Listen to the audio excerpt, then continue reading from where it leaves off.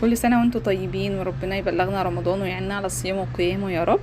انا النهارده نزلت الصور الحلوه دي عشان خاطر ورشه رمضان، بس قلت مش معقول اخدها لوحدي.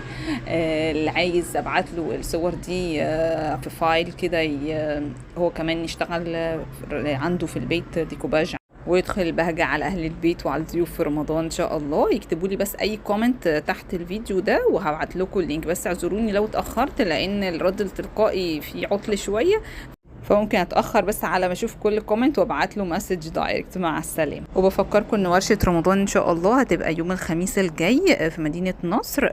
هنشتغل على صينيه رمضانيه بتختاروها، والكوبايات بنلونها بطريقه جديده حلوه قوي هتعجبكم ان شاء الله، برضو بتروحوا بيها. واللي مهتم يكتب لي في الكومنتس ورشه وهبعت له التفاصيل.